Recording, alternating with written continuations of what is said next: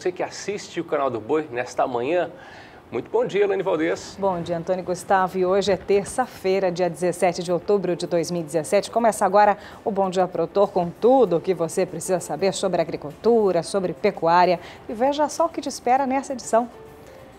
Indústria fora das compras e mercado do boi gordo está sem viés definido. Acompanhe também que o estado do Rio Grande do Sul quer alterar o calendário da vacinação contra a febre aftosa. Embarques de carne Angus crescem 106% nos últimos 4 anos. O plantio da soja, a temporada 17-18, deve atrasar por conta do clima, agora que a chuva não chegou na hora que deveria. Tudo isso e muito mais a partir de agora no Bom Dia Produtor. Fique conosco, já está no ar o Bom Dia Produtor.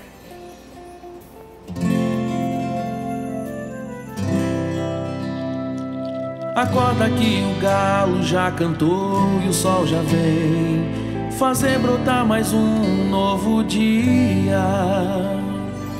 Lenha no fogão, café pra esquentar e a bicharada no quintal. Horta pra molhar, tira leite no curral, arreia o cavalo, tem gado pra campear.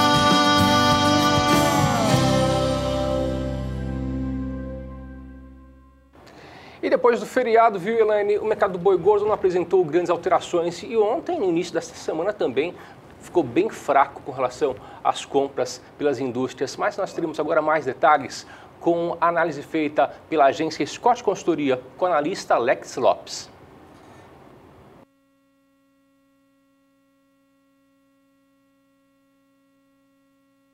Uma semana que a gente vê grande parte ou muitas indústrias fora das compras, fora dos negócios, né, esperando ainda uma maior consolidação do mercado a partir de terça-feira para se posicionar. Existe ainda muita dúvida com relação ao consumo, não se tem ao certo uma noção exata de como vai ser a oferta de bois ao longo ainda do mês de outubro, né? A gente sabe que esse é um mês em que o confinamento ele começa a ganhar importância para as escalas dos frigoríficos, né? E a gente tem uma situação em que, ao mesmo tempo em que essa oferta ela não é abundante, ela limita aí as pressões de baixa das indústrias. O consumo, por exemplo, que vinha desde o começo de agosto em recuperação, na primeira quinzena aí de outubro, a gente já viu novamente ele patinar e o preço da carne de osso cair no frigorífico. Então, existe um cenário de incerteza, tanto com relação à oferta quanto com relação à demanda. Isso faz as indústrias ficarem cautelosas e numa segunda-feira, naturalmente, isso acaba ganhando um pouco mais de importância, né? As indústrias que estão comprando, elas usam aí a segunda-feira para testar o mercado, para oferecer preços abaixo da referência. Em algumas regiões isso se tornou efetivo, a gente acabou vendo reajustes nas referências de preços, né? Mas a mensagem geral de mercado ainda é de muita definição, não existe um viés só que pode definir o mercado em todas as praças, em todas as regiões que a gente acompanha. Bom esperar um pouquinho mais a semana, amanhã a gente deve ter um cenário um pouco mais claro, tá, do posicionamento do mercado para os próximos dias. Uma semana que a gente vê grande parte ou muitas indústrias. Informações, o Bom Dia Produtor destaca agora a pecuária lá do estado do Rio Grande do Sul. Portanto, você, produtor e produtora dessa região, muita atenção, eu começo divulgando os valores de comercialização do gado gordo em alguns municípios do estado gaúcho, atualizados na semana passada pela Emater do estado do Rio Grande do Sul. Os primeiros valores no seu televisor nesta manhã, oferta de boi gordo, ela continua alta no município de Erechim, lá no belo estado gaúcho. A média para o boi gordo observado na semana anterior foi entre R$ 4,50 a R$ 5,00 o quilo vivo. Lembrando você das outras regiões brasileiras que lá no estado do Rio Grande do Sul, ao invés de arroba, é o quilo vivo. Isso é lá para Erechim. Além disso, o período com baixa movimentação de animais com pressão de baixa no preço pago ao produtor. Vamos ver também a região de Passo Fundo, também no estado estado gaúcho, a média foi encontrada entre R$ 4,50 e R$ 4,80 o quilo vivo para o boi gordo. Já a vaca descarte, a média encontrada ficou entre R$ 3,80 e R$ 5,00. Já o novilho para engorda ficou entre R$ 5,00 o quilo vivo, também de acordo com a Emater do estado do Rio Grande do Sul. Vamos agora para Santa Maria. Alô, Santa Maria, o preço do boi gordo ficou entre R$ 4,55 o quilo vivo, a vaca gorda R$ 3,90 o quilo vivo. Agora eu trago também os valores do gado gordo no Rio Grande do Sul, apontados no levantamento do relatório de preços semanais recebidos pelos produtores no período compreendido entre 5 a 12 de outubro, ou seja, na semana anterior. Vamos aqui a variação para o boi gordo no estado gaúcho. De forma geral, foi observado, de acordo com a Emater, uma variação entre R$ 4,30 e R$ 5,00 o quilo vivo. Já o preço médio, R$ 4,60, uma leve queda em relação à semana anterior. Agora vamos também ver o preço da vaca gorda. A variação encontrada no estado gaúcho ficou entre R$ 3,60 a R$ 4,50 o quilo vivo, com preço médio em R$ 3,93. Também uma leve queda em relação à semana anterior, para que a gente possa observar como vem sendo também esses valores de comercialização para alguns municípios do estado gaúcho, e você tem essa oportunidade também de observar outras regiões. Ainda falando sobre a pecuária gaúcha, eu vou trazer também mais valores, também mais informações atualizadas também pela Emater, que agora o Rio Grande do Sul vai solicitar ao Ministério da Agricultura, Pecuária e Abastecimento, o MAPA, a antecipação do calendário de vacinação contra a febre aftosa. E essa medida, ela tem também como objetivo tornar o estado livre da doença sem a necessidade de imunização. A solicitação foi entregue pela Secretaria de Agricultura do estado do Rio Grande do Sul ao MAPA, ao Ministério da Agricultura, Pecuária e Abastecimento. O objetivo, de acordo com a Secretaria Gaúcha, é verificar a execução também das metas do Plano Estadual, que cumpre um cronograma do Plano Nacional de Erradicação da Febre Aftosa, para que o estado avance em seu status sanitário atual de livre da doença com vacinação. No início do mês, o Ministério aprovou uma versão definitiva também do Plano Estratégico do Programa Nacional de Erradicação e Prevenção da Febre Aftosa. O conjunto de normas traz também as ações que serão desenvolvidas ao longo dos próximos 10 anos para que o Brasil possa se tornar, portanto, livre da área livre de doença sem vacinação a partir do ano de 2023. Movimentação da Secretaria de Agricultura do estado do Rio Grande do Sul. E falando ainda sobre o Rio Grande do Sul, nós temos informações de uma raça que vem sendo muito procurada por produtores e também por consumidores. É uma raça especializada na produção de carne. É a raça Angus, que pretende exportar até 2019 4.000 toneladas de carne por ano. No Rio Grande do Sul vem sendo feito um trabalho através da Associação Brasileira de Criadores. Eles estão divulgando a raça pelo país, fazendo com que haja interesse de mais produtores em produzir a raça Angus. A reportagem é de Annelise Nicolodi.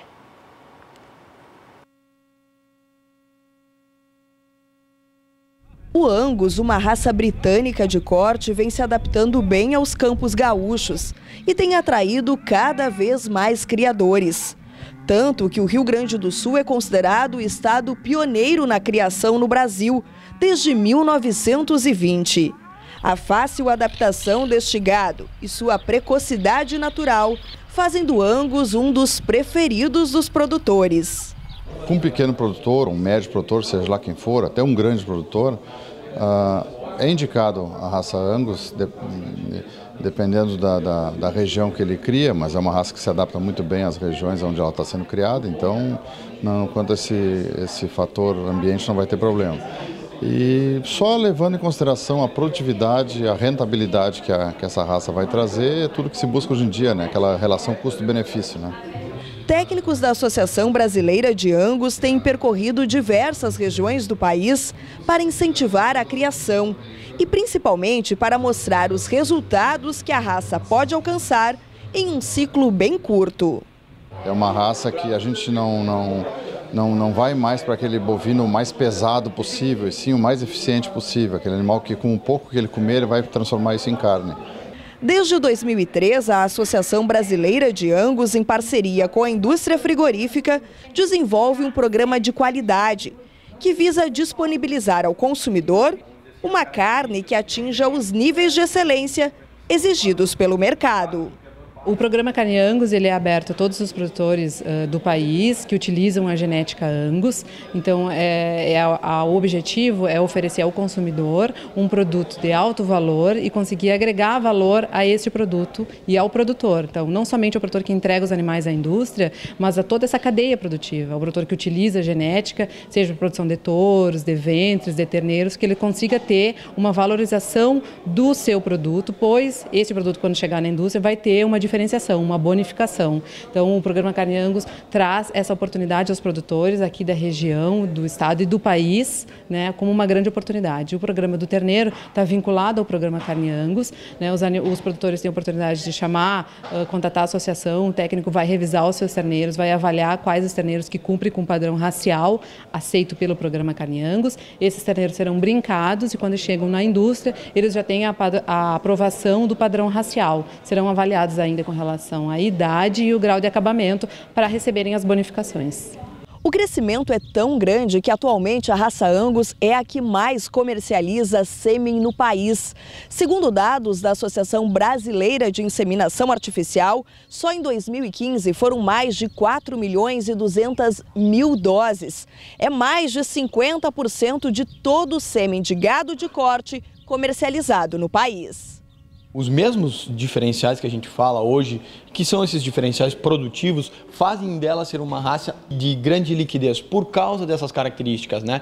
Quem investe em Angus dificilmente retorna a outra raça. Isso a gente consegue ver pelo grande crescimento que nós temos na comercialização de doses de sêmen, né? Que mostra um crescimento aí nas casas de 20% a 25% ano a ano, se a gente pegar um gráfico que vem mostrando o crescimento até 2015 e depois com um acompanhamento do mercado sendo sempre uma raça líder na comercialização, né? Todas essas características fazem com que quem queira produzir uma pecuária do futuro, uma pecuária com tecnologia, uma pecuária que seja rentável, que bote dinheiro no bolso do criador, procure a raça Angus e invista nela, que com certeza vai ter os retornos que são ansiados, né, no momento que se escolhe ou se utiliza um animal da raça Angus nos seus plantéis. O Rio Grande do Sul concentra o maior número de criadores no aprimoramento genético da raça Angus. A meta da associação é chegar em 2020 com 1 milhão de animais certificados. O Angus, uma raça britânica. Estamos falando sobre a carne Angus, em especial as exportações. Eu vou trazer uns números divulgados recentemente pelo programa Carne Angus, que nos últimos 4 anos, sabe quanto foi esse crescimento? De pouco mais de 100%. Detalhes que você acompanha a partir de agora no Bom Dia Produtor, esses números das exportações de carne Angus aqui do Brasil para o mercado internacional. Portanto, foi enviado entre 2012 até 2006, especificamente carne Angus, 1.000 toneladas. Portanto, nos 4 anos, alta de mais de 106%, de acordo com o programa Carne Angus. Além disso, os embarques para a comunidade europeia concentram a maior fatia em volume e também receita. No entanto, novos países vêm aumentando este mix. Aproximadamente 13 países compram a carne Angus brasileira. Destaque para a Arábia Saudita, a China e também Singapura. A expectativa é ampliar os embarques para a Europa nos próximos meses,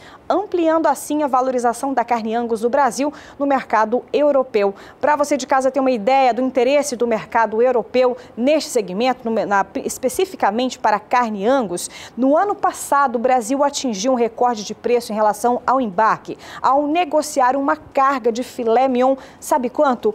$20.000 a tonelada.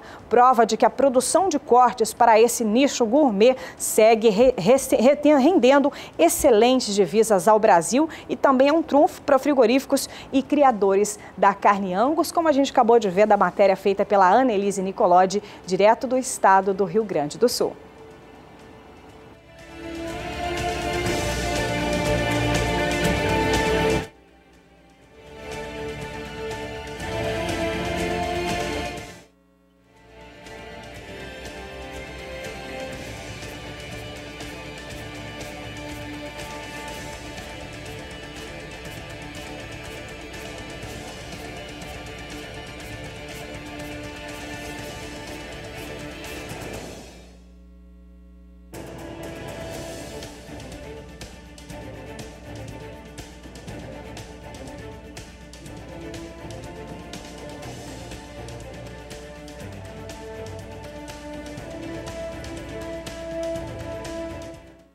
Como nós falamos há pouco, no Rio Grande do Sul existe um polo de carne Angus, de produção de carne Angus.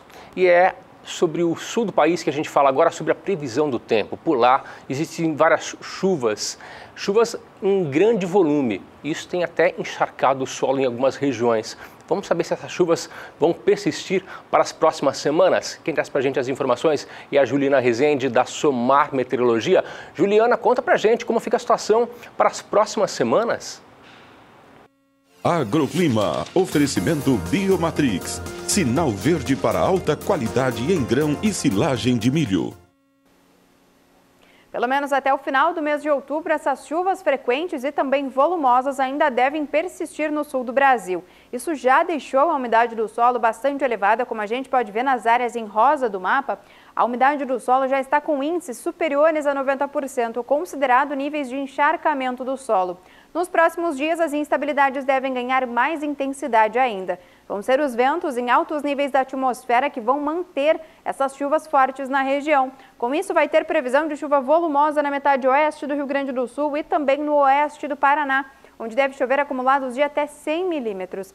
Na próxima semana, essas chuvas perdem um pouco mais de intensidade, mas mesmo assim, ainda há previsão de chuva expressiva. Dessa vez, os acumulados não passam de 70 milímetros apenas no oeste do Paraná. E a previsão é de chuva forte em praticamente todo o estado paranaense, grande parte de Santa Catarina e também no norte gaúcho. Na última semana do mês de outubro, essas chuvas ainda não devem dar trégua. Previsão ainda de chuvas expressivas e também com forte intensidade no sul do Brasil. Acumulados ainda elevados de até 70 milímetros no oeste do Paraná, oeste de Santa Catarina e no extremo norte gaúcho. Então, no decorrer das próximas semanas, a umidade do solo ainda deve seguir bastante elevada no sul do Brasil. Isso devido a essas chuvas frequentes e que devem ganhar cada vez mais intensidade até o final do mês de outubro.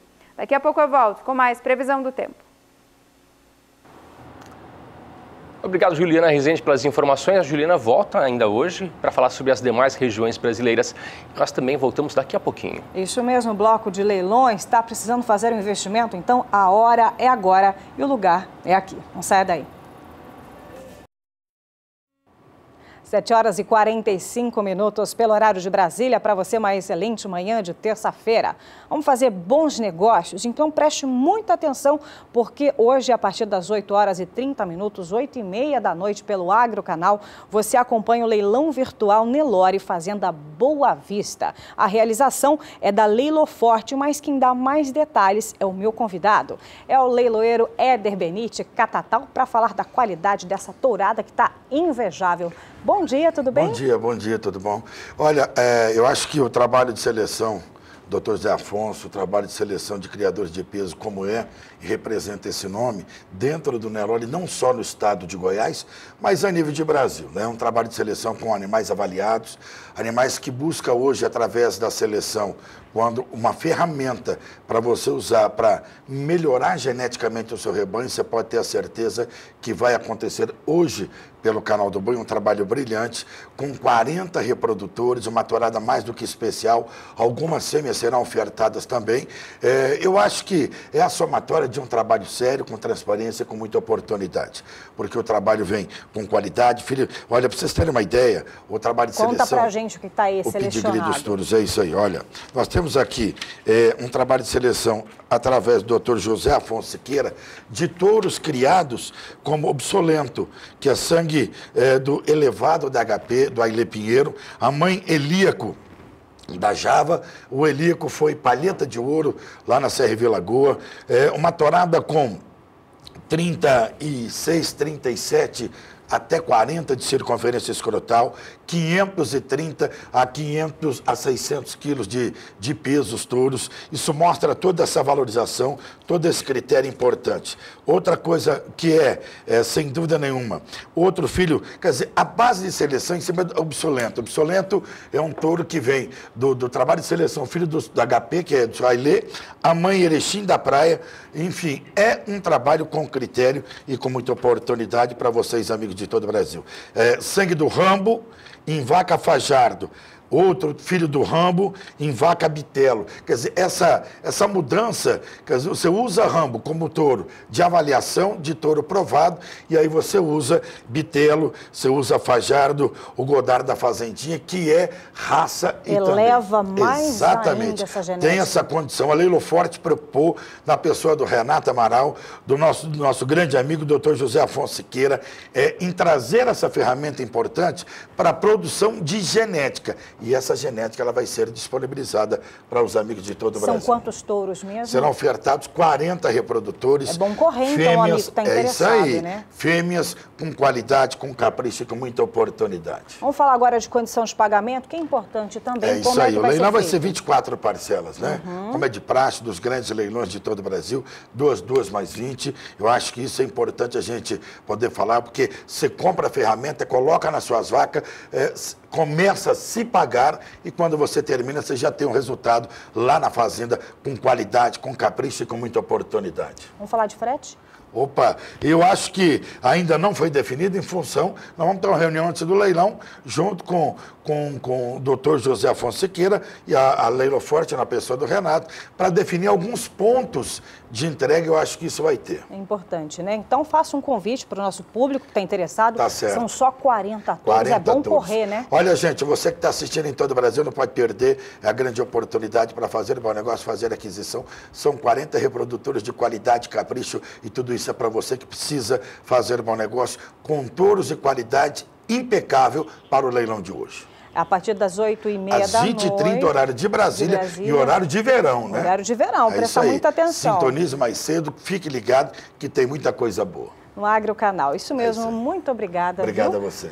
Sucesso para esse grande evento. É isso aí, só repetindo, o Agrocanal, reforçando o convite, você não pode perder o bom negócio. É isso mesmo. Falando em bom negócio, Antônio.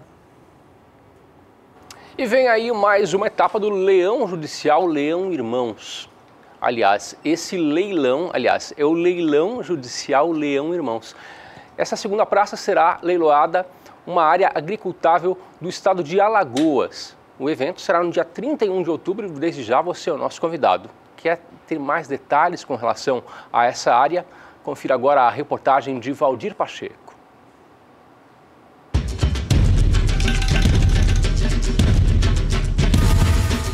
Etapa do... Essa minha voz lá.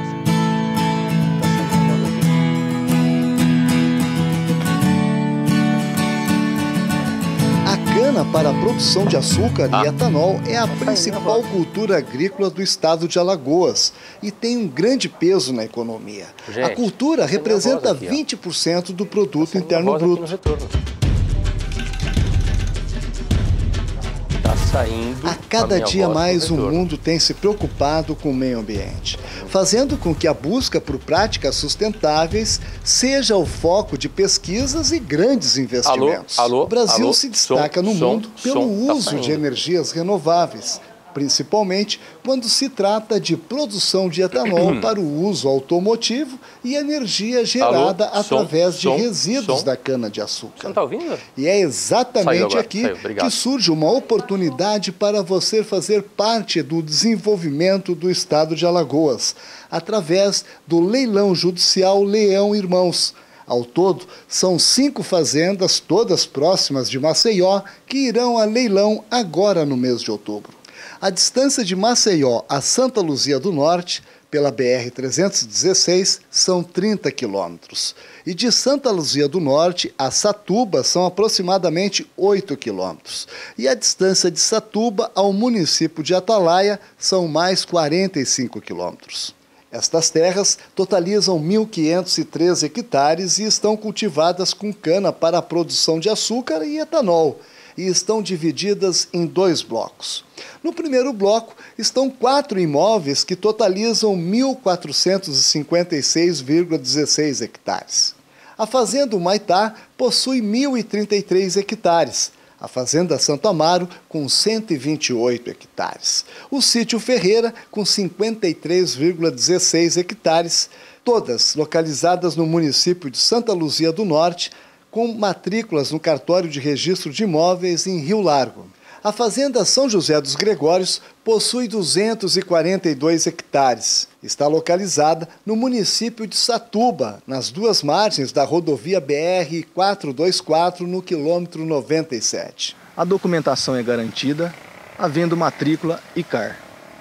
A região possui o cultivo consolidado da cana há diversos anos, rodovias asfaltadas e regime de chuvas em torno de 1.500 milímetros por ano. Não há conflitos agrários ou áreas indígenas. Esse bloco é composto por 4 matrículas contíguas ou interligadas, todas do Registro de Imóveis de Rio Largo. Possui linha trifásica de energia. Esse bloco possui 68% de terras agricultáveis, mecanizáveis e se encontram cultivadas com cana. A topografia é plana, os solos possuem excelentes teores de argila e altitude em torno de 100 metros. Os canais de irrigação se encontram bem conservados. No segundo bloco, apenas um imóvel, a Fazenda Pau d'Arco, que possui 57,10 hectares no município de Atalaia, com registro no cartório de imóveis do próprio município de Atalaia. Se localiza a 10 quilômetros da BR-101, quilômetro 83. Estão 100% cultivadas com cana e altitude em torno de 150 metros. Não perca esta oportunidade de investir nesta matriz de energia renovável participando do leilão judicial da Leão Irmãos. A segunda praça será no dia 31 de outubro, com encerramento às 15 horas.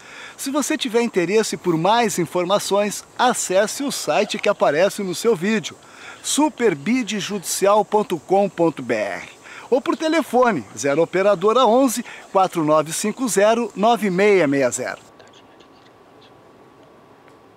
Ainda falando em leilões, veja só, o leilão de touro genética OL acontece agora com transmissão pelo canal do Boi neste domingo a partir das 14 horas, horário de Brasília. Serão ofertados 120 touros avaliados. Detalhes que a gente vai ver na reportagem de Daniel de Paula. Somente os melhores entre os melhores. Essa é a síntese dos 120 reprodutores em oferta no leilão de touros genética OL, que o canal do Boi mostra dia 22 de outubro, direto de Goianésia. Se tem algo que o fundador do grupo Otávio Lage deixou para gerações que comandam hoje as empresas foi, além da diversidade nas atividades, que todas elas tenham o máximo de desempenho para resultados. Imagine no Nelore, em que foi pioneiro na inseminação em Goiás e que há quase 45 anos tem acompanhamento de tecnologia e fundamento genético. Graças a Deus nós temos um bom nome na pecuária por causa dessa sequência. Eu quis falar de 72 até 2016 porque foi uma sequência de melhoramento. Por vários caminhos nós chegamos no que nós achamos melhor. É o melhoramento do Nelore com desempenho para o Brasil. Desde o começo era para melhorar a produtividade do gado comercial para abate no final, que ele tem um desempenho bom tanto a pasto como no confinamento, quando era o caso, né? Então, assim, o foco sempre foi resultado. Tanto que quando a gente foi criar o nosso slogan, né, da genética OL, é a genética que engorda o seu bolso. Nós voltamos às fazendas do grupo Otávio Lage para explicar um pouco mais esse melhor do melhor. A equação que é muito bem planejada para a formação desse rebanho até espremer o máximo de qualidade e se tornarem bichões como esses que vão para o leilão. Dá só uma olhada como é que funciona. O começo de tudo é uma base genética segura, com fêmeas selecionadas na Fazenda Bandeirantes, em Araguaçu, Tocantins, e que pertencem a um universo de 60 mil matrizes da Companhia de Melhoramento. Algumas fornecem embriões para a FIV, mas todas passam pela formação de um núcleo precoce, que é a manchete do programa. O grande diferencial de estar num programa de melhoramento genético com uma base tão ampla é que, de fato, nós temos comparações que são muito robustas em termos de avaliação genética para qualificar animais extremamente superiores à média que tem no rebanho nacional. A gente acredita muito que o grande driver aí do sucesso da pecuária do futuro é a precocidade sexual das fêmeas. E a gente já trabalha há alguns anos selecionando e priorizando essa característica da precocidade sexual de novilhas como busca. Quanto mais cedo a novilha pare, mais cedo a gente tem condição de avaliá-la para que ela fique no rebanho ou saia através das suas avaliações como um animal que não interessa como geradora de futuros touros. E a gente tem a cada ciclo uma renovação muito grande do plantel, que é extremamente positivo para o melhoramento genético. E o que a gente tem para oferecer realmente é uma pecuária de ciclo curto, através da genética Nelore, com precocidade sexual, para emprenhar os animais o mais cedo possível, para a gente começar a ter matrizes parindo cedo e gerando caixa cedo nas propriedades de quem escolhe a genética OL. Na desmama, aos 7 meses, 1.300 machos são avaliados em conformação, precocidade, musculosidade e umbigo, antes de serem levados para a Fazenda Joia, em Bonópolis, Goiás, onde serão recriados a pasto em condições exigentes como a de secas prolongadas, que reforçam a capacidade produtiva de lotes como esses garrotes entre 10 e 12 meses, que logo voltarão ao crivo da Companhia de Melhoramento para avaliação de temperamento e CE. Só os 20% melhores viram candidatos a SEIP. Mas não acabou ainda não. Serão aplicadas ainda as notas para a racial, a prumo, harmonia. E 10% desses animais que vieram aqui para a Fazenda de Goianésia, que é o centro comercial da empresa, ainda serão descartados. Isso significa que vão sobrar aí para o SEIP cerca de 230 animais dessa safra. Mesmo assim, todos eles ainda serão genotipados, mas só 120 deles é que são escolhidos para o leilão. Ou seja, os melhores entre os melhores. E desses 90%, dos 20%, nós estamos levando para o leilão só metade. Então, é o melhor gado produzido por nós, selecionadíssimo, que vai dar nesse leilão. A gente tem um universo de animais ceipados maior. Os que vão a leilão são os excepcionais animais, o top da safra, que a gente entende que são aqueles animais que o mercado está buscando pelo nível de raridade. São poucos animais que chegam nesse ponto em termos de índice. A gente tem percebido que, com a experiência prática, a gente tem cada vez tido uma procura maior. É uma coisa interessante que o nosso gado PO, normal, sem ser o ceipado, ele tinha até mais liquidez no passado que o ceipado. Agora, o ceipado acaba rápido porque quem testou viu que o negócio, de fato, melhora a reprodução e eles acabam tendo bezerros muito mais precoces, mais eficientes nas suas fazendas. Sem dúvida é o melhor do melhor. É o que a gente tem realmente como marca, é mostrar para o mercado no leilão o que a gente tem de melhor em termos de genética Nelore, tudo que a gente acredita em termos de pecuária do futuro, de vanguarda, porque o nosso compromisso é esse, é fazer o que a gente acredita e oferecer para quem está perto da gente, para os parceiros, o que a gente acredita para a pecuária de futuro. Esse futuro está no Leilão de Touros Genética OL, dia 22, a partir do meio-dia, no Centro Comercial do Grupo Otávio Lage, em Goianésia, com transmissão pelo Canal do Boi. Aqui pelo Canal do Boi você tem a oportunidade de conhecer grandes opções de investimentos. E um deles acontece no próximo dia 9 de novembro, é o leilão judicial da massa falida Boi Gordo. A propriedade fica em Comodoro, em Mato Grosso, e é conhecida como Joia da Coroa. Quer saber mais detalhes? Acompanhe agora a reportagem de Valdir Pacheco.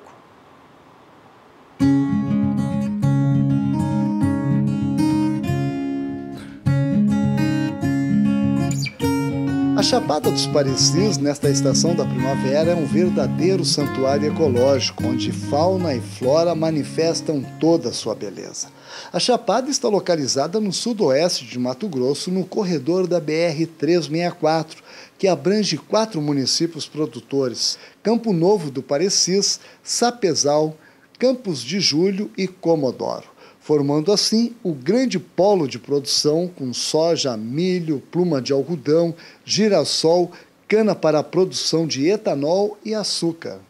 A região está em pleno plantio da safra 2017-2018 com a cultura da soja, e na sequência vem o plantio da segunda safra com milho e algodão. Mato Grosso se tornou um grande produtor de grãos, mas na região falta armazém para estocar toda essa produção. O milho na safra passada em muitas regiões ficou estocado a céu aberto.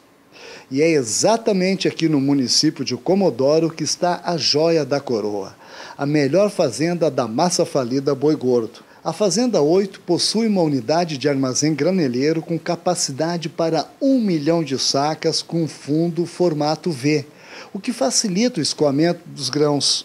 A casa de máquinas contém equipamentos como máquina de pré-limpeza, secador com fornalha e um tombador hidráulico instalado na moega de recepção, o que agiliza o recebimento dos grãos durante a colheita. Esta unidade conta com uma pista de pouso para aviões de porte médio com hangar, escritório moderno com balança digital, galpão para proteger os maquinários e casas para os funcionários. Tudo isso em perfeitas condições de funcionamento, pronto para receber a safra 2017-2018. No mapa, podemos observar que as fazendas da massa falida Boi Gordo em branco já foram vendidas. As que estão numeradas são áreas agricultáveis de 5 a 6 mil hectares para a integração lavoura e pecuária e área de matas nativas para a compensação ambiental. Estas fazendas estarão disponíveis no próximo leilão da massa falida Boi Gordo em São Paulo no dia 9 de novembro, às 14 horas, horário de Brasília. Tá aí. Com esse déficit em armazenagem no estado que mais produz no país, esta é uma oportunidade para você investir no agronegócio mato-grossense. E com toda a garantia desse retorno do investimento em curto espaço de tempo, já para esta safra 2017-2018 que está em pleno andamento. Se você quiser mais informações sobre esse leilão, acesse o site que aparece no seu vídeo, lute.com.br/boigordo. Ou por telefone, 0 operadora 11 3266 2771.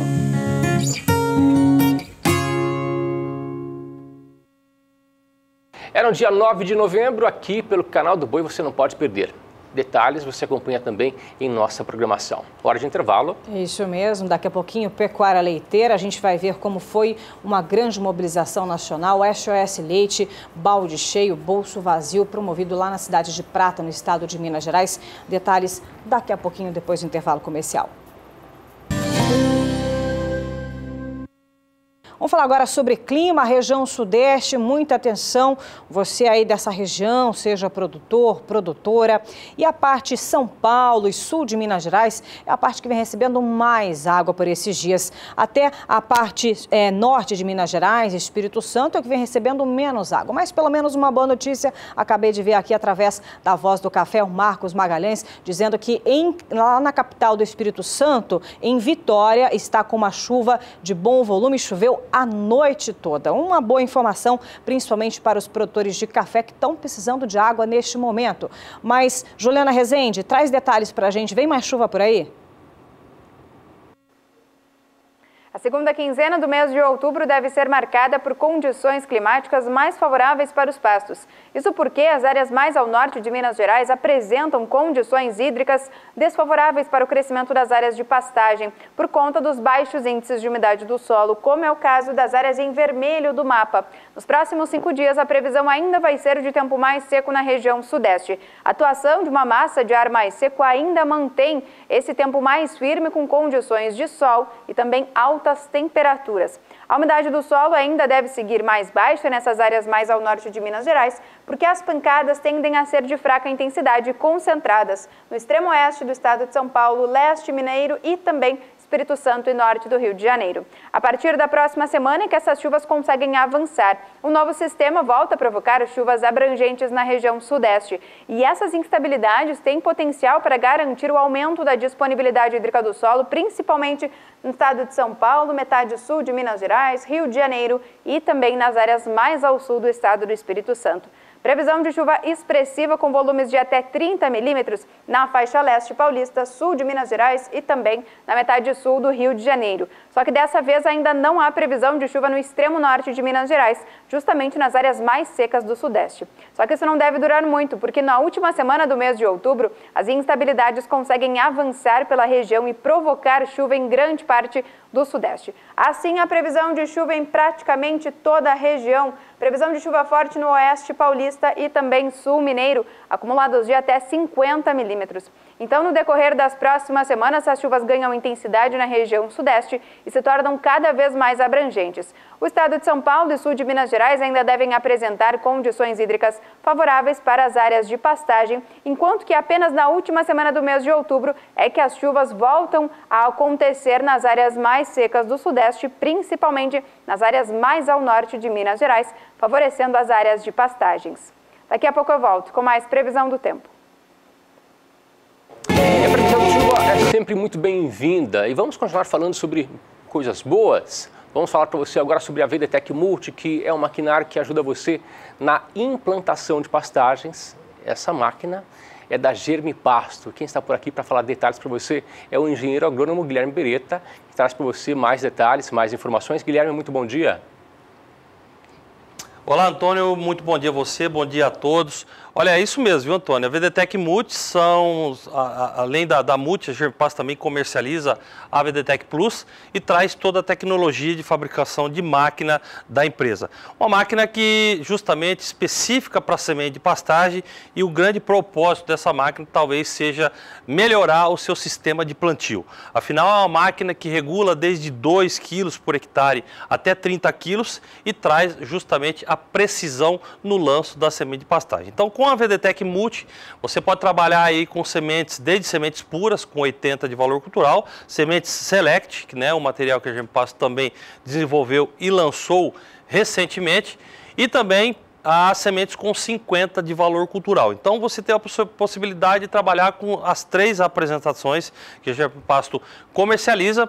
E uma máquina, por ser elétrica, meu amigo, nós conseguimos colocá-la tanto na dianteira como na traseira do trator. Dessa forma, nessa mesma operação, nesse mesmo trator, com apenas um operador, nós conseguimos também colocar um segundo equipamento, a grade niveladora, que já vai vir fazendo o enterril das sementes. Como você já sabe, toda semente semeada ao solo, nós automaticamente devemos incorporá-la para ter uma condição favorável de boa germinação. E quem gosta muito desse sistema da VDTech Multi é justamente o seu tratorista, porque ele sabe que ao final do dia, ao final do talhão, ele já semeou e incorporou. Não precisa vir um segundo trator fazendo a incorporação numa única operação, distribuição de semente e incorporação. É por isso que eu digo para você que esse é o melhor equipamento do mercado nacional. Você lembra muitas vezes, você deve ter passado por situações de ter desgosto, por exemplo, na hora de distribuir a sua semente, Nós até então tínhamos máquinas adaptadas que faziam exatamente esse serviço, porém não eram calibradas, não eram máquinas que tinham aí um controle efetivo de vazão. Com a VDTech Multi, nós temos esse controle e aí sim, meu amigo, tudo isso converte-se em boa formação da sua pastagem. Você já sabe, um pasto bem mais formado, nós temos aí uma maior disponibilidade de forragem, nós temos também uma taxa de lotação maior e, por último, aí o termômetro da propriedade, que é a taxa de desfrute, que mede exatamente a lucratividade da sua empresa rural. Vamos dar um exemplo disso? Nós fomos lá para Ribeirão Preto durante a AgriShow, entrevistamos os diretores da Germipasto e eles falam exatamente de uma vontade no passado de ter lançado essa máquina, e esse sonho se concretizou no ano de 2012 para cá, onde nós temos aí à sua inteira disposição a sua VDTech Multi. Dá uma olhada aí.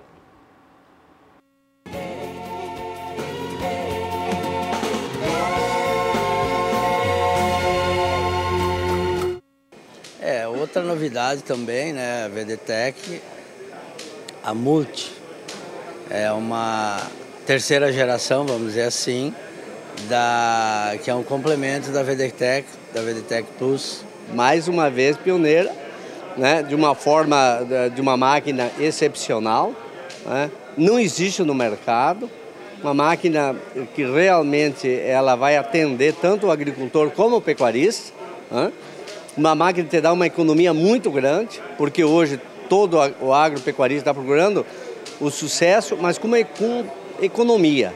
E hoje, com essa máquina, ele consegue uma economia extraordinária. Eu sou agricultor há mais de 40 anos e hoje que eu estou vendo uma máquina que se paga com 250 hectares de plantio. Ela já se pagou com a economia que tu faz no óleo diesel, no plantio. Então é uma máquina excepcional, uma máquina que consegue plantar 10, 20 anos, com uma manutenção muito pequena, Então é uma coisa excepcional. Ela é toda eletrônica, ela é elétrica, não depende de cardan, de graxeiras, bem prática e resistente para o nosso amigo produtor aí que muitas vezes está na fazenda, longe, e depende de peças, ela é muito econômica quanto às revisões. E é uma máquina que vem aí para agregar valores na fazenda. E eu planto soja, planto milho, planto braquiária, eu colho. Eu nunca vi um implemento tão barato e que se paga tão facilmente igual essa nossa VDTEC.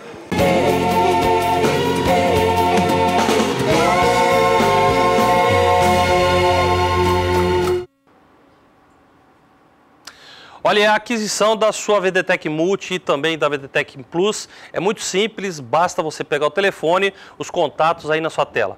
Operadora 67 3389 6700, essa é uma ligação para você que estiver aqui em Mato Grosso do Sul, esse número vai cair aqui na central da Germipasto, e aí também um segundo número, esse gratuito e para todo o Brasil, 0800 647-0050. Se você preferir, né, inclusive a título de obter mais informações, você pode entrar aí no nosso site, o www.germipasto.com.br. Lá nas mídias sociais, tanto no Facebook como no Instagram, você curte aí várias fotos de eventos que a Germipasto participe, inclusive acompanhado aí, bem acompanhado com a VDTEC Multi, né, essa máquina fazendo sucesso em todo o Brasil. E lá no YouTube, o canal de vídeos, você já sabe, lá são diversos vídeos, mais de 550 vídeos. Olha, e grande parte deles justamente voltado para o sucesso aí da VDTEC Multi. Não perca tempo, meu amigo, entre em contato agora e adquira essa imprescindível ferramenta que está à sua inteira disposição. Antônio, é com você. Obrigado, Guilherme, pelas informações, pela participação. Guilherme Beretta volta amanhã aqui no Bom Dia Produtor e nós voltamos daqui a pouco com mais informações. A agricultura chegando no seu Bom Dia Produtor, vamos falar sobre a influência do clima, agora atrasando o início da nova temporada da soja, a temporada 17-18. É daqui a pouquinho, depois do intervalo. 8 horas e 34 minutos, Bom Dia Produtor na sua manhã de terça-feira. O assunto agora é agricultura. Previsões climáticas sugerem que a safra da soja 2017-2018 deva atrasar isso devido à falta de chuvas. E as regiões mais importantes podem ser as mais afetadas, principalmente região centro-oeste e também a região sul do país. E o mais agravante é que essas regiões são as que produzem mais soja no Brasil. Isso pode comprometer diretamente a safra. Para falar sobre o atraso no plantio da soja no Brasil, a gente conversa agora no Bom Dia Entrevista.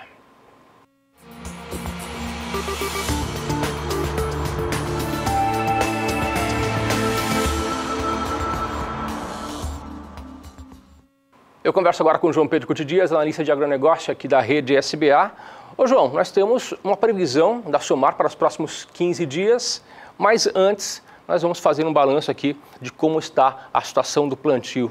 O vazio sanitário terminou no dia 15 de setembro, mas parece que tem muito produtor que nem começou o plantio ainda. É isso, João? Bom dia. Exatamente. Bom dia. Se você pegar a área plantada de soja no Brasil, previsão da Conab, 30 milhões de hectares. Metade dessa área fica no centro-oeste. Mato Grosso, Goiás, Mato Grosso do Sul.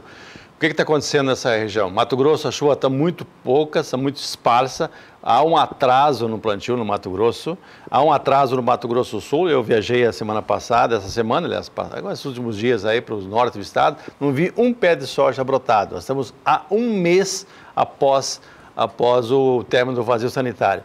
Outra coisa que chama atenção é pouca palhada. Você não vê aquela palha abundante que, regra geral, você via nos estados. As geadas que ocorreram no sul do estado, a seca. Eu acho que esse é um problema meio generalizado. Eu vejo imagens de Mato Grosso, de Goiás, só vê um pouquinho de palha de milho praticamente e pouca coisa. Atrapalha. O solo fica muito quente, você botar um termômetro com essas temperaturas que nós estamos vendo e 12, 14 horas de insolação completa, já que não tem nuvem, né? Então a insolação é completa, você vê uma temperatura acima de 40 graus Celsius no solo. Então o produtor está receoso de colocar a semente, tem razão, não pode colocar mesmo. O risco dele ter que fazer um replantio é muito grande e se vier que fazer um replantio, você foi embora o lucro dele. A margem está muito estreita, se você olhar o preço de comercialização para a soja proposto para março de 2018, ele empata se o cara produzir menos que tem que produzir no mínimo 50 sacos por hectare para ficar 0 a 0. Então, está todo mundo preocupado.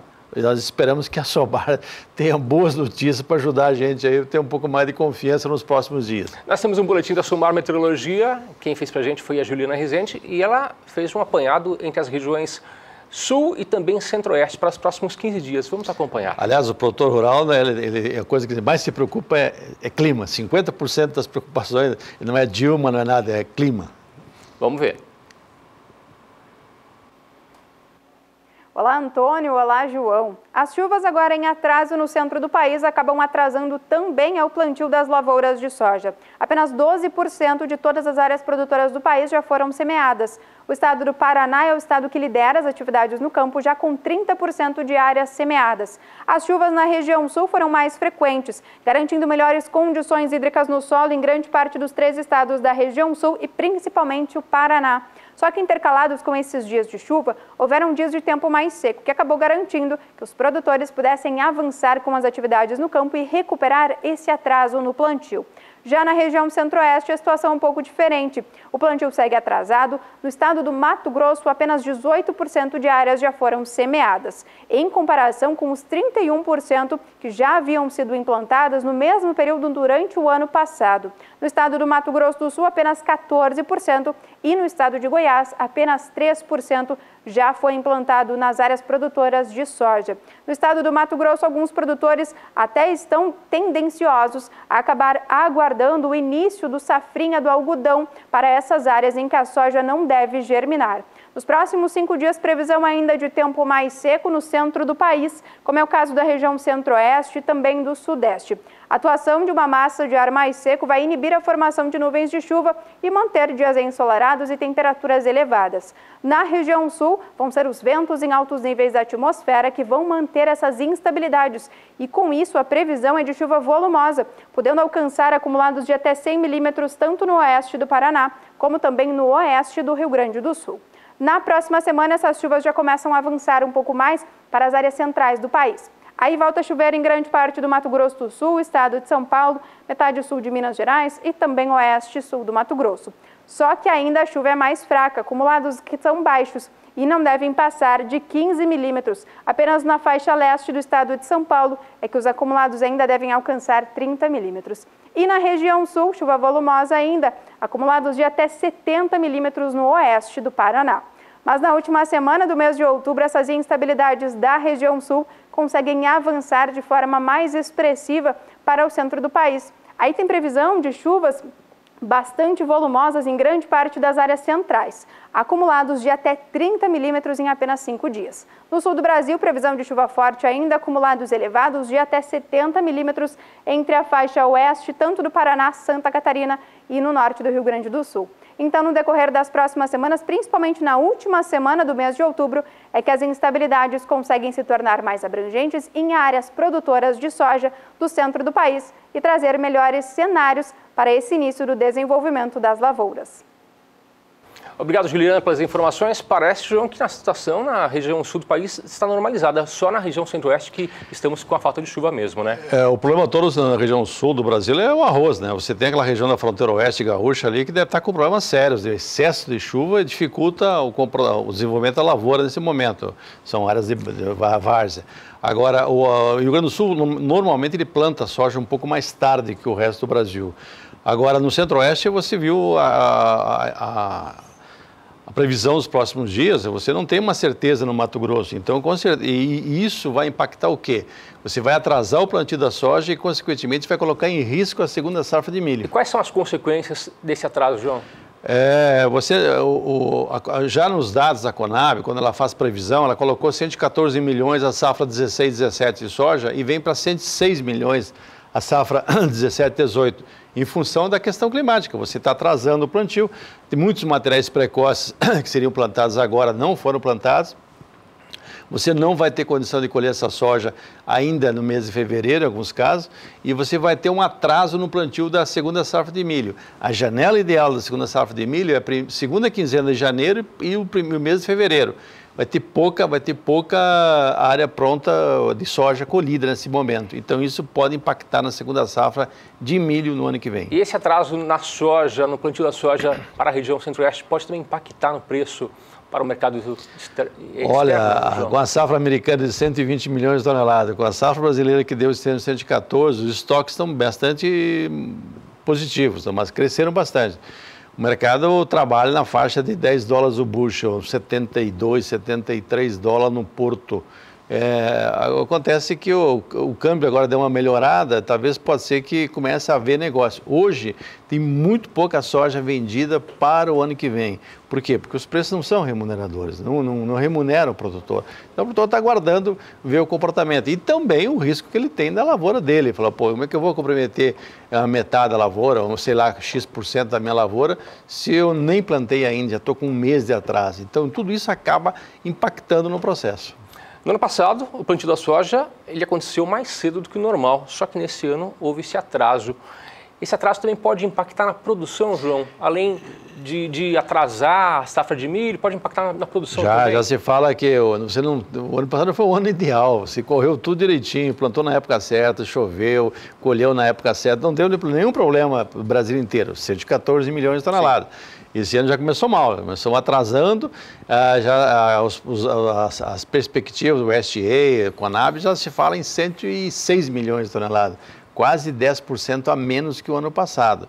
Ou seja, é um ano de bastante emoções. Perfeito. João, muito obrigado pela participação. Bom trabalho. E nós temos mais informações com a Elaine Valdez. Vamos falar agora sobre mercado financeiro. É que no início dessa semana, o Banco Central divulgou em seu relatório que subiu novamente a estimativa para a inflação deste ano de 2017. No último relatório, ficou em 2,98% e agora essa estimativa aumentou para 3%. Odacil Canepa, direto de Brasília, tem detalhes. O relatório do Banco Central, divulgado nesta segunda-feira em Brasília, prevê índice de 3%. A previsão segue abaixo da meta central, que é de 4,5%. Para o ano que vem, o mercado prevê uma inflação de 4,2%. O mercado também elevou a previsão do Produto Interno Bruto, o PIB. O índice passa de 0,70% para 0,72%. Para 2018, a estimativa passa de 2,43% para 2,50%. Para o mercado, a taxa básica de juros, a Selic, deve se manter em 7% ao ano. Odacil Canepa para o SBA. E por aqui é hora de intervalo comercial, mas daqui a pouquinho a gente está chegando com o Complexo Carne. Muita informação para você já aqui no Bom Dia Produtor. 2 minutos, aguarde aqui. 8 horas e 48 minutos, Bom Dia Produtor de volta na sua manhã para falar sobre as exportações brasileiras do agronegócio, que apresentaram um aumento de 24% no mês de setembro. Quem traz para a gente agora mais informações é Walter Puga, direto da B3 Brasil Bolsa Balcão. Walter, bom dia para você. Antônio, bom dia a você, bom dia a todos. De fato, a exportação do agronegócio brasileiro cresceu quase 24%. Em torno de 8 bilhões e 600 milhões de dólares apenas no mês de setembro. E o destaque, como sempre, vai para a soja, né? O destaque, aliás, esse anúncio, essas informações circulam nos principais sites de internet que tratam do agronegócio nesta manhã. É destaque também nos principais jornais e agências noticiosas do Brasil e do mundo. As exportações brasileiras do agronegócio renderam 8 bilhões e 600 milhões de dólares em setembro, 23,7% mais do que no mesmo mês do ano passado. São dados da Secretaria de Comércio Exterior, do Ministério da Indústria e Comércio, que foram compilados aí pelo Ministério da Agricultura e divulgados ontem. Agora, as importações brasileiras caíram, ou seja, as compras que o Brasil faz de outros países recuaram quase 12,6%. Recuaram para 1 bilhão e 100 milhões de dólares. Com isso, o nosso superávit na balança comercial, ou seja, a diferença entre o que exportamos e o que importamos, cresceu mais de 32%, alcançou aí quase 7 bilhões e meio de dólares. Os embarques voltaram a ser puxados, lógico, pelo complexo soja, que inclui aí grão, farelo e óleo. A colheita não bateu o recorde do país na safra agora 16 e 17, o que mantém os embarques aquecidos, né?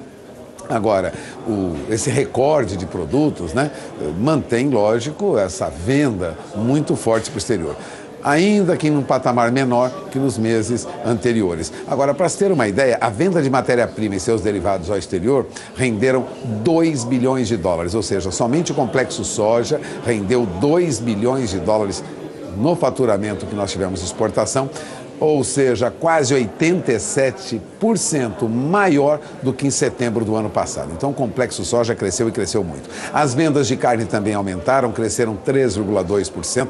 Nós vendemos quase 1,5 bilhão de dólares em carnes. As exportações de açúcar e de etanol chegaram a 1 bilhão e 400 milhões de dólares em setembro. Para se ter uma ideia, no caso do açúcar e etanol, nós exportamos mais de 49% acima do que exportamos no ano anterior. E a de produtos florestais também subiu cerca de 18%, nós exportamos quase 1 bilhão de dólares. Agora, outro grande destaque das nossas exportações foram as exportações que resultaram de uma super safra de milho, exportações de cereais, farinhas e preparações, né? Essa oferta de milho da segunda safra foi muito grande, as exportações atingiram quase 1 bilhão de dólares, uma alta de 81% nas exportações brasileiras em setembro, quando comparado com setembro do ano passado, quando o cenário era de oferta bem escassa para milho, né, em função daquela quebra de safra que nós tivemos em 2015 e 2016. Então tivemos um aumento acentuado nas nossas exportações, né? Outro destaque no noticiário desta manhã, Antônio, é que o CAD, o Conselho de Defesa da Economia, né, o conselho que defende a economia, Conselho Administrativo de Defesa Econômica, né? Ele tende a aprovar a compra da Mataboi pela JBJ, empresa de José Batista Júnior, irmão mais velho de Joesley e Wesley Batista. Segundo fontes que acompanham o caso no CAD, lá no Conselho Administrativo de Defesa Econômica, os advogados das empresas chegaram a propor até um acordo para permitir a aprovação dessa compra do José Batista Júnior, do Mataboi, né? Mas as negociações não avançaram. Agora, o CAD, que acabou também envolvido em delação de executivos da JBS, julgará o caso amanhã, quarta-feira. Apesar de João Batista Júnior ter uma empresa independente da JBS, o fato é que o CAD vê problemas na operação justamente pelo parentesco de João Batista Júnior, irmão mais velho, dos irmãos que estão envolvidos aí com essas denúncias, né? Troca de informações, combinações, o CAD suspeita que, mesmo sendo uma empresa independente, isso pode ocorrer. De qualquer maneira, há uma perspectiva de reprovação da compra da Mataboi por José Batista Júnior. Então, a reprovação, não a aprovação, a reprovação. Há uma tendência de evitar que haja qualquer problema entre JBJ, né, irmão dos controladores do JBS. Portanto, o CAD deve tomar atitude de reprovar essa compra da Mataboi, o que vai trazer também alguns problemas ao mercado pecuarista. Deve ficar de olho na informação. São 7h53, horário de Brasília, e como sempre acompanhamos a evolução dos negócios nos principais mercados mundiais, porque o que ocorre lá fora, de um modo ou de outro, termina por influenciar também nesse mundo globalizado o que ocorre no Brasil. Você acompanha agora o que ocorre lá no fechamento das bolsas da Ásia. Veja, na Ásia nós tivemos hoje mais uma alta na Bolsa de Tóquio, o índice Nikkei subiu 0,38%, né? As bolsas da Ásia fecharam com alta modesta nesta terça-feira, né? No Japão, o índice Nikkei subiu pelo 11º pregão consecutivo, renovando a maior pontuação dos últimos 21 anos, porque há a expectativa de que o primeiro-ministro Shinzo Abe ganhe as eleições agora no domingo. E isso traz uma expectativa positiva no mercado de Tóquio. No entanto, Xangai, com o início amanhã das discussões, né, dos debates, né, da reunião do Partido Comunista Chinês, tende a trabalhar com alguma cautela, por isso queda de 0,19%. O índice Kospi da Bolsa de Seul subiu, Shenzhen também teve uma leve alta. Veja que o mercado espera notícias positivas para o Japão e preocupação, notícias negativas desse congresso do Partido Comunista Chinês que começa amanhã. Enquanto isso, na Europa, o que ocorre? Bom, na Europa você tem agora as primeiras informações sobre movimento nas principais bolsas europeias, você tem na tela do seu televisor o que ocorre em Frankfurt, a alta é muito tímida lá, mercado misto, Frankfurt tem alta de 0,02%, Londres sobe 0,09%, mas Paris vem em queda de 0,05%. Madrid sobe, tem alta de 0,13%, depois de baixas recentes. Milão recua 0,29%. E essas são as principais informações sobre o que ocorre nesta manhã fora do Brasil. Agora, o que ocorria aqui ontem no fechamento? A Bolsa caía com o embate entre o presidente Michel Temer e Rodrigo Maia, presidente da Câmara, depois de divulgação de vídeos de delação premiada contra o presidente Michel Temer, envolvendo pessoas do governo. Bom, repercutiu mal, o mercado cedeu, então a Bolsa perdeu 0,12%, veja, recuou aí para os 76.800 pontos, mas ainda mantém números recordes, né, considerando sem reduzir, tirar a inflação, né, no período, ou dolarizar o índice Bovespa. O índice Bovespa tem ainda números recordes, 76.891 pontos, teve uma queda ontem de 0,12%, no fechamento 0,13% de baixa. Enquanto a Bolsa vinha em queda, o que ocorria com o dólar? Bom, o dólar fechava ontem, dólar comercial, você tem na tela do seu televisor, agora acompanhe comigo, dólar subia 0,76%, também fruto dessa preocupação política em Brasília, alta para R$ 3,17 mais 40. E essas são as principais informações até este momento. Lembrando que daqui a pouco nós teremos início das negociações aqui na B3 e você será atualizado sobre a evolução dos negócios com o dólar e também com as principais commodities agropecuárias. Daqui a pouco eu volto com mais informações. Antônio? Pelas informações, daqui a pouquinho nós teremos mais informações em tempo real para você fazer o seu planejamento estratégico através do Bom Dia Produtor. E além, traz para você agora mais informações. É isso mesmo, vamos falar agora de pastagem. A gente vai trocar de assunto. Está precisando fazer uma área nova aí na sua empresa rural ou mesmo fazer uma reforma? Então, muita atenção, porque eu vou apresentar para você uma cultivar que vem fazendo a diferença no mercado e você vê se serve exatamente para o que você precisa. A gente vai falar sobre a BRS Ipiporã e o pessoal da Safra Sul Semente já está conosco. Bom dia, Fernando Chiro, Gabriela Campos, bem-vindos ao programa. Vamos falar então desses benefícios, das características da BRS Ipiporã, que é um cruzamento desenvolvido pela Embrapa em parceria com a Unipasto. Qual que é o diferencial dela, Gabriela? Bom dia. Bom dia. Bom, o Ipiporã é um primeiro lançamento de braquiária híbrida. É o cruzamento entre duas cultivares, uma Rusesiensis e uma braquiária brisanta de coleção. E ela se dá pelo alto valor nutritivo, alta resistência à cigarrinha das pastagens e à cigarrinha da cana também. Ela tem boa produtividade, um porte baixo, elevado teor de proteína. Hoje é ela vem para suprir uma demanda de áreas de hoje já estabelecidas com Marandu, Xaraés, Piatã, por ter uma boa adaptação a solos de cerrado. Então hoje o produtor, se quiser uma opção de boa qualidade, um pouco melhor do que as que ele já tem na propriedade, o Ipiporã veio para suprir essa necessidade. Uhum. Agora me diz uma coisa, o produtor deve estar curioso, qual que é a exigência em relação à fertilidade? Então, a fertilidade do Ipiporã é de média fertilidade, numa saturação por base entre 35% e 40%, para solos de textura mista, e ele responde muito bem a uma adubação fosfatada. Uhum.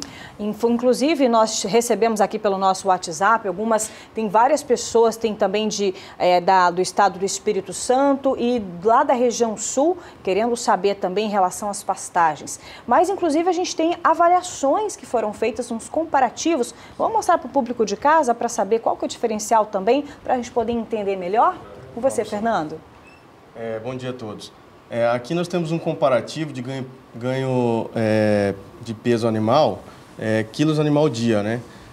Onde demonstra aqui 16% o Ipiporã superior ao Marandu nesse comparativo aqui de ganho de quilos animal dia, né? Então, assim, mostra um diferencial bem elevado quando comparado com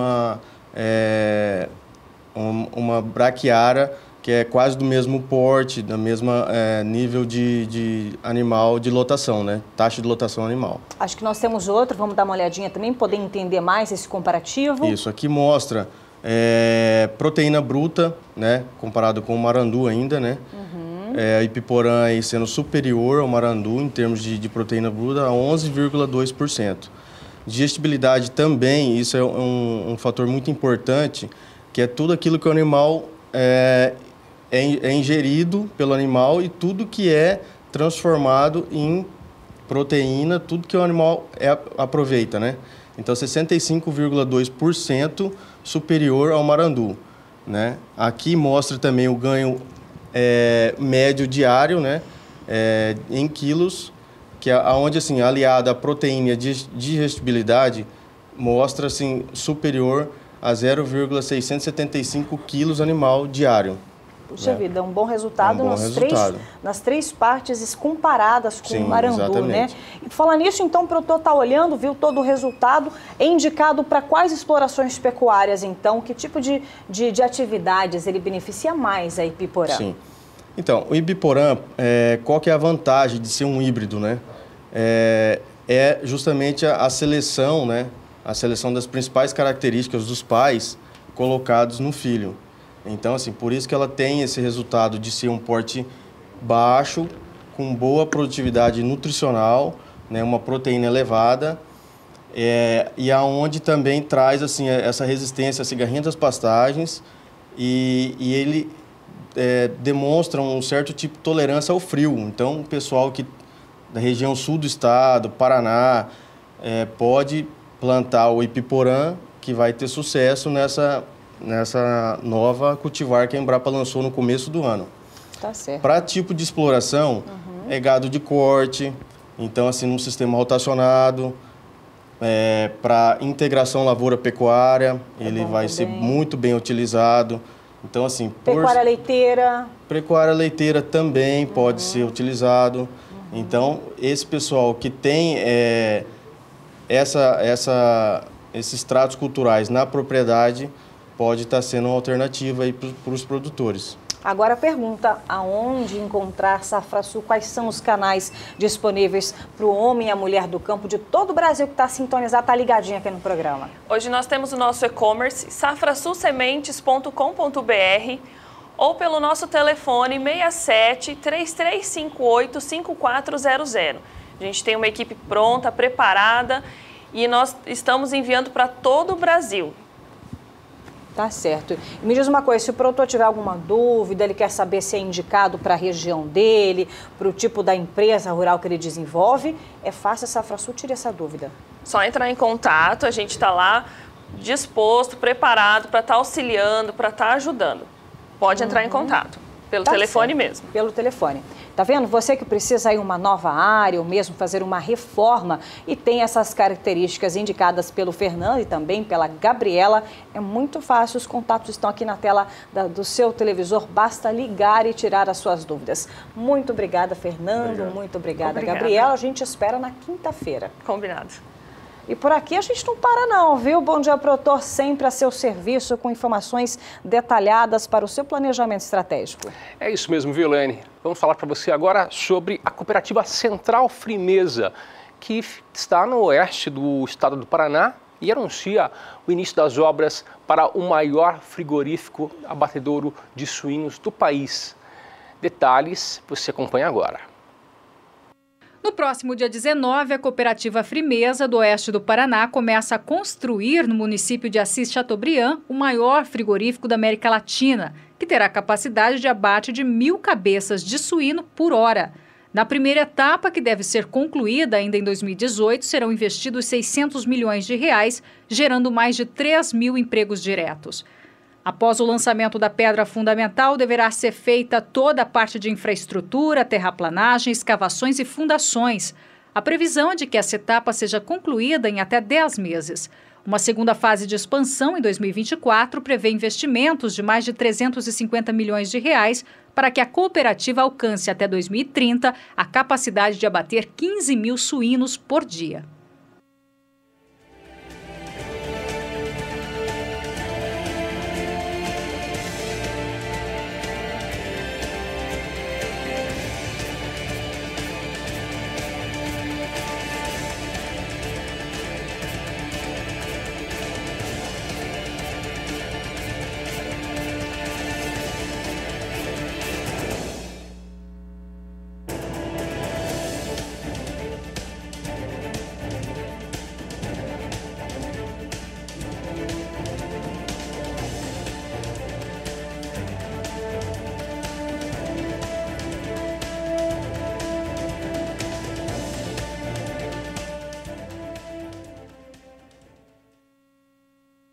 E depois desse giro com as principais cotações aqui do país, hora de informação de mercado. A gente vai aproveitar que nós estamos no bloco dedicado ao complexo carne, suinocultura chegando, a gente vai saber a seguinte questão aqui. Enquanto a produção mundial, a oferta mundial de carne suína segue em queda, aqui no Brasil o cenário é diferente. Esse mercado cresce, o que auxilia o Brasil a exportar mais. A gente vai perguntar a B3 Brasil Bolsa Balcão com Walter Pulga Júnior.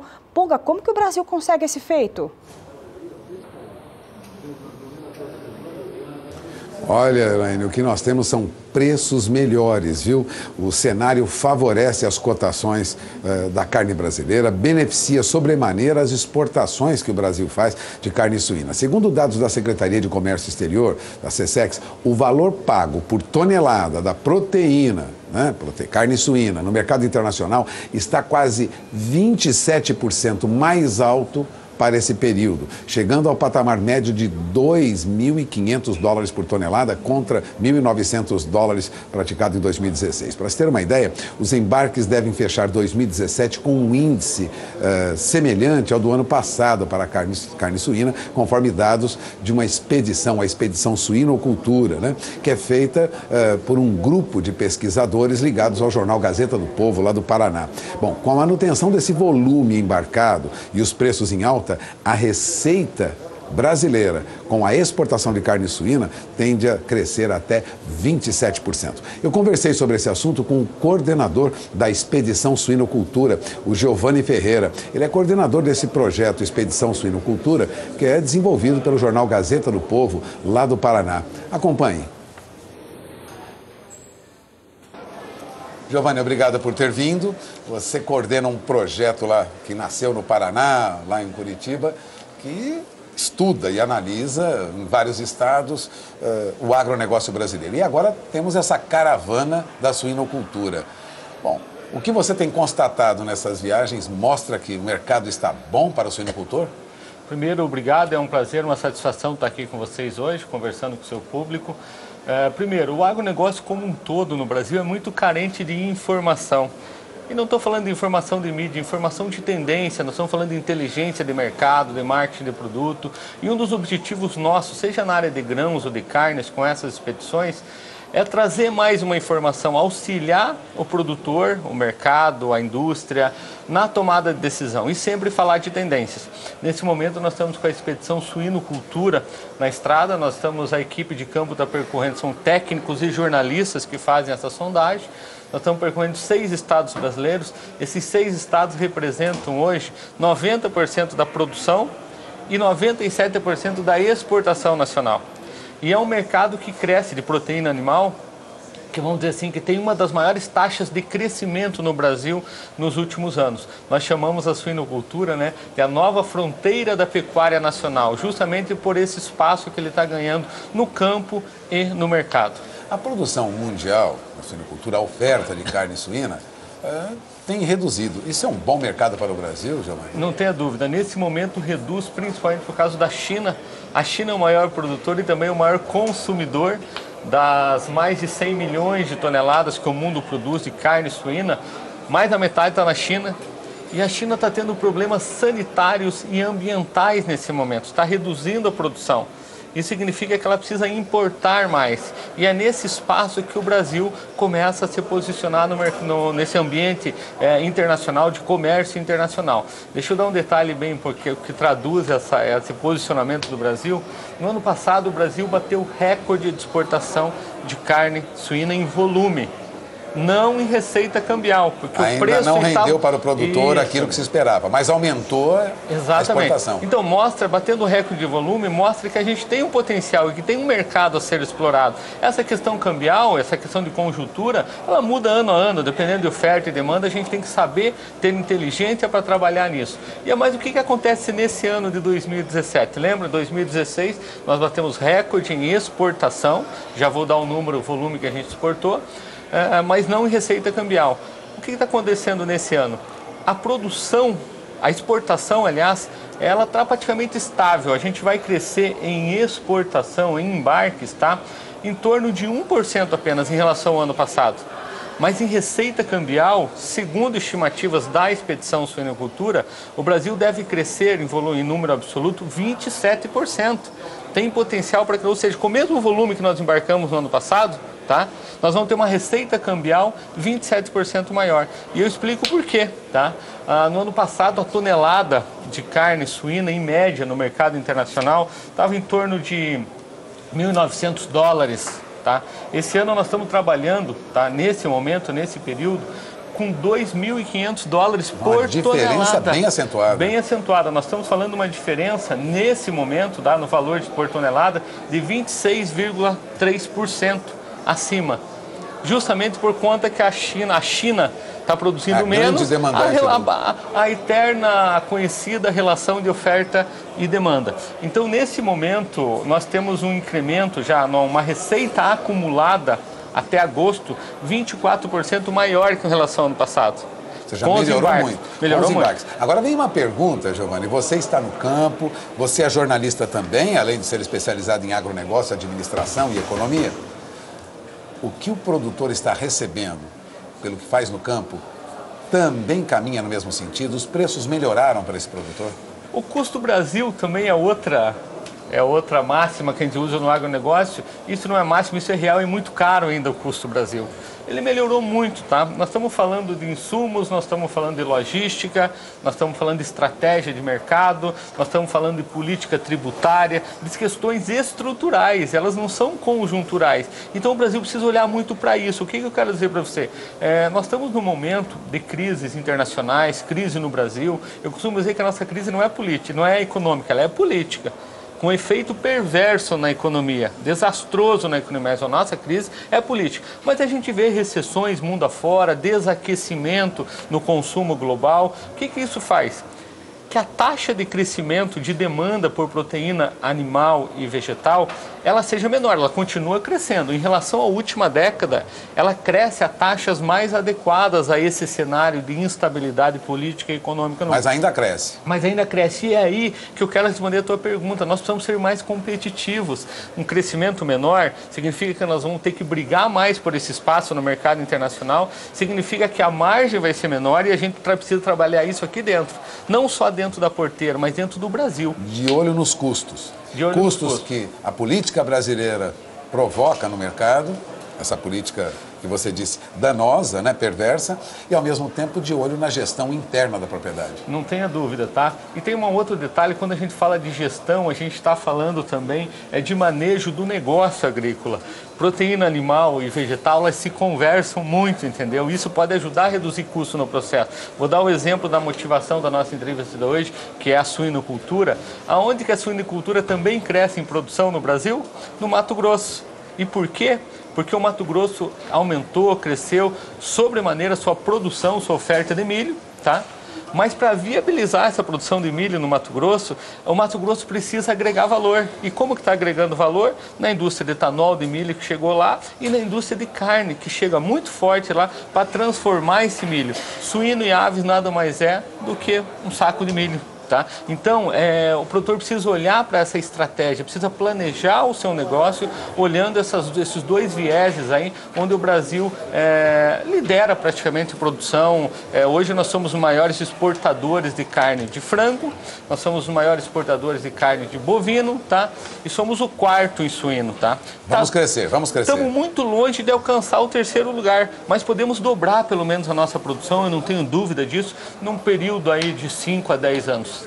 Bom, você está ouvindo, né, Giovanni Ferreira? Giovanni Ferreira é coordenador do Núcleo de Agronegócio da Gazeta do Povo, um jornal tradicional do Paraná, que desenvolveu um projeto nesse núcleo, né, vários projetos nesse núcleo, e que entre eles está a Caravana da Suinocultura. Há 2 anos já se faz o levantamento de suinocultura, né? Exatamente, tá? Justamente nós fomos, de certa forma, demandados pelo setor. Como eu disse, o agronegócio é muito carente de informação. E a suinocultura, apesar de ser uma atividade milenar, quando a gente vai pro Oriente, tá? É uma atividade ainda, de certa forma, que começa a se organizar. no Brasil, tá? Começa a ganhar espaço, conquistar, então é muito carente de informação. E outro detalhe, tá? Temos a gente falou muito de exportação, temos um desafio interno do mercado doméstico, que é aumentar o consumo per capita de carne suína no Brasil. Esse é um dos objetivos também da expedição, tem um foco muito grande no consumidor, na alimentação, na gastronomia. Vou te dar um exemplo, na Ásia, o consumo per capita está na casa dos 30 quilos per capita por habitante ano. Você vai para a Europa, você está na casa dos 25 quilos. Você vai para os Estados Unidos, aqui do lado, Ocidente, já 20, 21 quilos. No Brasil, nós estamos patinando há anos aí no 14, 15 quilos per capita. Então, o que acontece? O desafio de promover esse consumo doméstico também, que vai ter um impacto positivo no campo e na indústria. E o que é esse desafio? Esse desafio é quebrar paradigmas. Lembra? A carne de suíno ou de porco, como se fala antigamente, precisa ferver ela um monte para depois você fritar. Ela engorda, ruim não é uma coração. Carne, muito pelo contrário, é uma carne extremamente saudável. Se tem uma carne que tem regras rígidas, sanitárias, de sanidade, de segurança alimentar, é a carne suína, tá? Tenta entrar numa granja de porco. É difícil. Você não consegue. Não consegue. Tá? Primeiro, ou você conseguiu, ou se conseguiu, você tem que estar acompanhado de um técnico, de um fiscal, tomar 3 banhos, vestir uma roupa adequada, passar por um processo. Sanitário. Todo um cuidado sanitário, e na indústria não é diferente, tá? E hoje é uma carne saudável. A gente costuma dizer, se você for olhar aí a literatura sobre isso, é uma das carnes mais magras que nós temos hoje entre as proteínas animais no mundo. Bom, é uma quebra de paradigma. Está aí a caravana da suinocultura, né? Levantando informações para o suinocultor. Eu agradeço aqui a presença do Giovanni aqui conosco. Vamos encerrando esta entrevista, mas Giovanni tem outros projetos em andamento pelo Brasil, voltará outras vezes aqui para mostrar o resultado dessas tendências de mercado. Obrigado por ter vindo, Giovanni. É um prazer recebê-lo aqui. Eu que agradeço. Quero convidar todos a acompanhar, acessar um sítio, www.expediçãosuinocultura.com.br, que vai acompanhar muito desse trabalho de campo, da equipe de campo. De campo que eu falo é desse ambiente do negócio da suinocultura. Nós estamos na propriedade rural, nós estamos na cooperativa, na agroindústria, no porto, no trade. Então, o agronegócio, enquanto agroeconomia, e a expedição suinocultura não é diferente, nós estamos falando de um ambiente que é muitas vezes mais urbano do que rural. É onde tem um efeito colateral da economia do agronegócio. Você ouviu Giovanni Ferreira, coordenador do Núcleo de Agronegócio, né, da Gazeta do Povo, lá de Curitiba, no Paraná, um jornal tradicional na região. Agradeço mais uma vez a presença do Giovanni aqui conosco. Voltamos ao programa. E nós voltamos para continuar a falar de suinocultura, né? Veja os preços do suíno segundo o CPEA, levantamento que é feito diariamente na região de Santa Catarina, tendo como referência os principais estados produtores de suínos do Brasil, em média R$ 3,52 por quilo, o que significa uma alta, né, entre os dias 13 e 16 de outubro de mais de 0,5%. No mês, suíno vivo, segundo o CPEA, lá em Santa Catarina, tem alta de 0,86%. E agora faremos uma parada de alguns minutos, mas eu volto já já, hein? Nós vamos falar de café, vamos falar de boi gordo. Eu retorno o sinal para Campo Grande. Pulga pelas informações para o público que trabalha com suinocultura. E como ele disse, então, daqui a pouquinho as primeiras negociações do dia, você acompanha aqui, depois do intervalo. Vamos a um breve intervalo, voltamos em 2 minutos. Fique com a gente. Bom dia, produtor, de volta na sua manhã de terça-feira. Já estamos na reta final e nós vamos até a B3, Brasil Bolsa Balcão, saber quais são as primeiras informações com relação às negociações do mercado financeiro. Walter Pulga. Bom, Antônio, vamos começar, como sempre, pelo café, né? Temos uma sequência aqui, o café sempre começa a nossa participação quando falamos de cotação nas principais bolsas do mundo. Café que vem sob pressão no mercado internacional, a queda ontem passava de 2% no mercado futuro de café arábica, lá na Bolsa de Nova York. Então tivemos aí mais uma baixa no mercado do café. Londres também teve uma queda que em alguns vencimentos no mercado futuro trazia o café Conilon em baixa de mais de 1,60%, queda que também atingia aqui a nossa bolsa. Então, o mercado de café arábica vinha em baixa lá fora e baixa aqui. Para você ter uma ideia, aqui na B3, a queda chegava a 3 dólares e 40 centos por saca. Foi uma baixa acentuada que trouxe alguns contratos de café já em números abaixo de 153 dólares a saca. Aliás, isso não ocorria apenas em bolsa, não.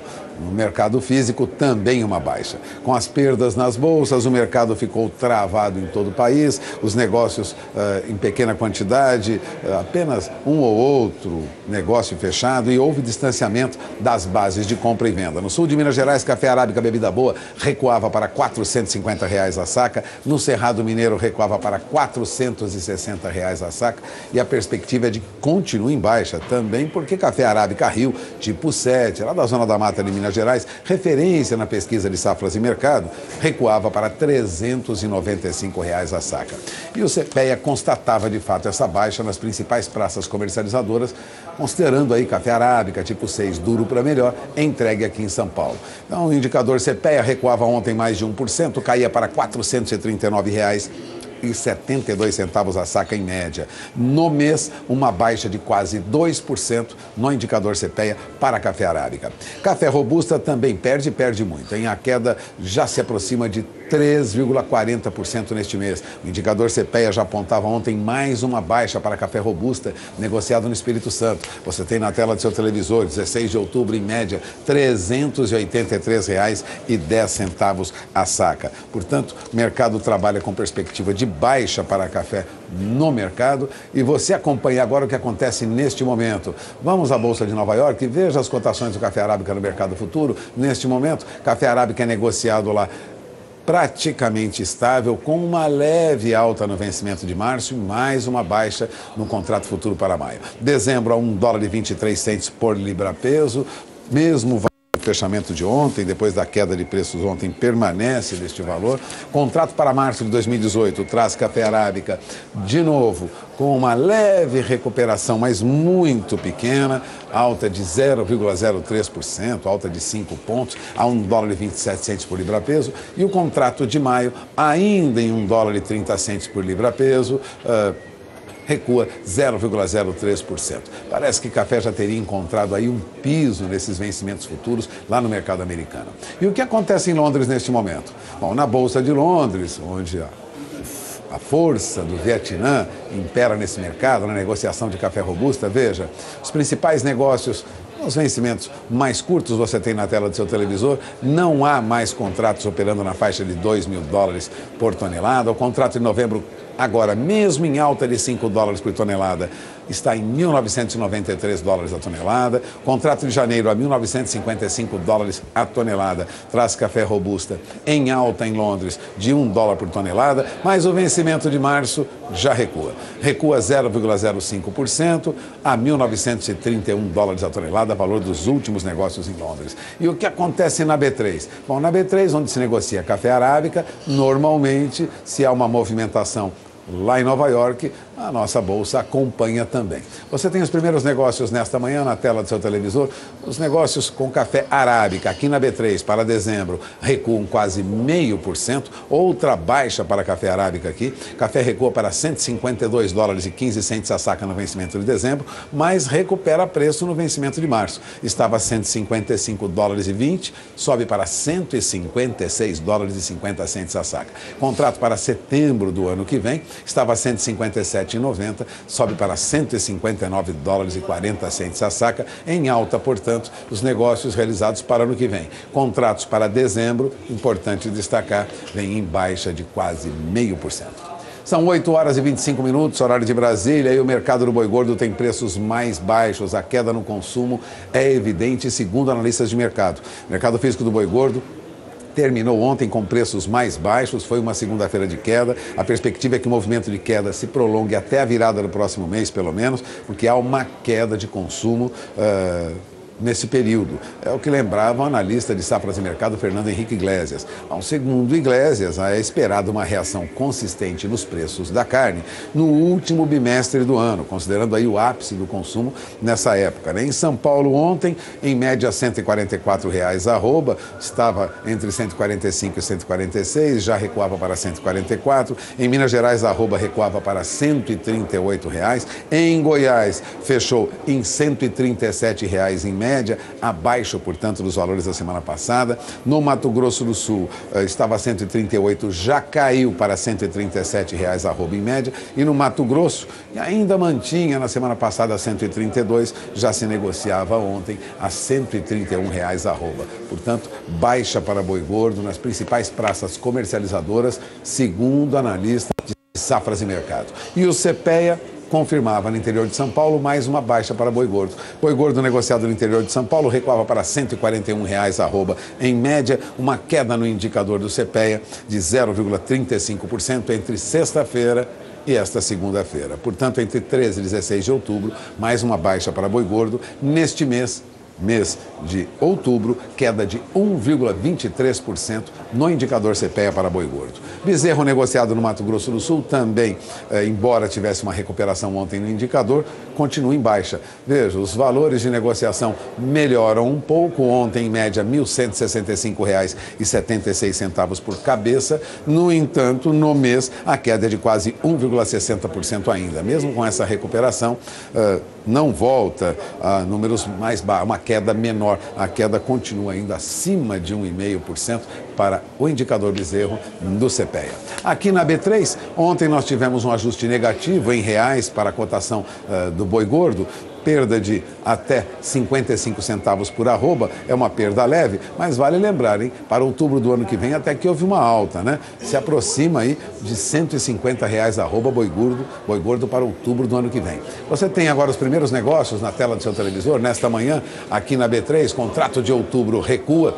Outubro agora cai para R$ 138,85 a arroba, portanto uma perda aí de 50 centavos de real por arroba, queda de 0,36%. O boi para novembro estava a R$ 139,70, cai para R$ 139,10 a arroba. O contrato para dezembro estável em R$ 141,35 a arroba. Aliás, estabilidade depois de uma baixa ontem, uma baixa de 55 centavos por arroba, mas repare que o contrato de outubro já é negociado, né, a R$ 149,80, bem perto de R$ 150 a arroba. E essas são as principais informações até este momento. Antes de encerrar, vamos para o dólar. Agora, 9 horas e 29 minutos, horário de Brasília, horário brasileiro de verão. Você tem na tela do seu televisor negócios com dólar a R$ 3,17 mais 70, segundo a CMA, uma leve alta de 0,09%.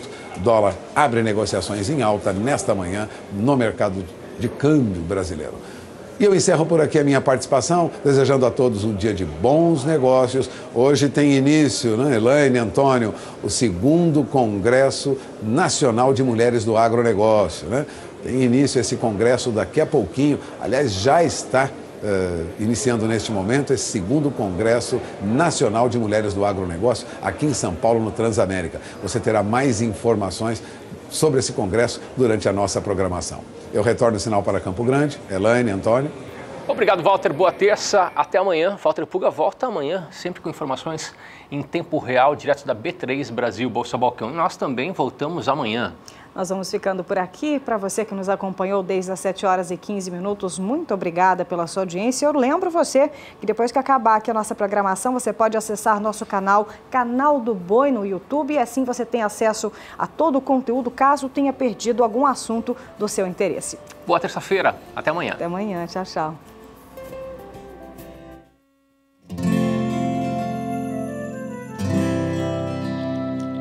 Acorda que o galo já cantou e o sol já vem fazer brotar mais um novo dia.